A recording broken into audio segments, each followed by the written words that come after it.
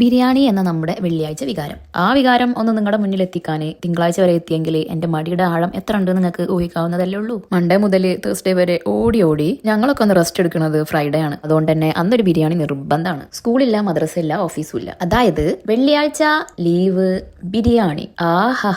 അന്തസ്. ചിലരുടെ കേസ് ഈ വെള്ളിയാഴ്ച നല്ലത് അങ്ങോട്ടും ഇങ്ങോട്ടൊക്കെ മാറൂട്ടാ. എന്നിരുന്നാലും നിങ്ങൾ ഉണ്ടാക്കുന്ന ബിരിയാണിന്ന് എന്തെങ്കിലും ഒരു വ്യത്യാസം ഈ ബിരിയാണിക്ക് ഉണ്ടെങ്കിൽ ഇത് നിങ്ങൾ സേവ് ആക്കി വെച്ചോളൂ. ഇതൊരു വെറൈറ്റി ബിരിയാണിയാണ്. കാരണം എന്താണെന്ന് വെച്ചാൽ ഞാൻ ഉണ്ടാക്കണോണ്ട് തന്നെ നിർബന്ധമായിട്ടും നിങ്ങൾ ഇത് ട്രൈ ചെയ്യണം എന്നൊന്നും ഞാൻ പറയില്ല. നല്ലൊരു എസ്തെറ്റിക് ആയിട്ടുള്ള എൻവയോൺമെന്റ് നിന്ന് കുക്ക് ചെയ്യണം എന്നുള്ള ആഗ്രഹമൊക്കെ ഉണ്ടെങ്കിലും നമ്മൾ വില്ലയിലായതുകൊണ്ട് ഇത്രയൊക്കെ സൗകര്യം ഉണ്ടാവുള്ളൂ. ഏച്ചു കൂട്ടിയ ഒരു കിച്ചൺ ഫുൾ അഡ്ജസ്റ്റ്മെന്റ് ആണല്ലോ. അത് ഒട്ടുമിക്ക വില്ലകളിലും ഇതന്നെയായിട്ട് അവസ്ഥ. നാട്ടിൽ 2-3 കിച്ചണൊക്കെ ഉണ്ടാവും നമ്മളൊക്കെ വീട്ടിലല്ലേ. പക്ഷെ ഇവിടെ അങ്ങനെയൊക്കെ തന്നെയല്ലേ ഉള്ളൂ. പെട്ടെന്ന് പണി തീരാനും ക്ലീൻ ആയി കൊണ്ടെടുക്കാനൊക്കെ ഇതന്നെ നല്ലതെന്ന് തോന്നും ചിലപ്പോൾ. അല്ല, നമ്മൾ പറഞ്ഞു വന്ന സബ്ജക്റ്റിൽ നിന്ന് വഴിമാറിപ്പോയല്ലോ. ബിരിയാണി.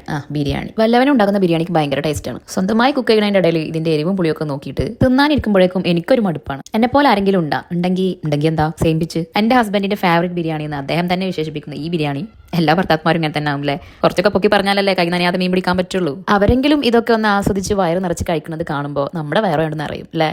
ആര് പറഞ്ഞ് നമ്മുടെ വയറ് നിറയണമെങ്കിൽ നമ്മൾ തന്നെ തിന്നണ്ടേ. എന്തായാലും ആവട്ടെ. അപ്പോൾ ട്രൈ ചെയ്തിട്ട് അഭിപ്രായം പറഞ്ഞോളൂ. ബൈ.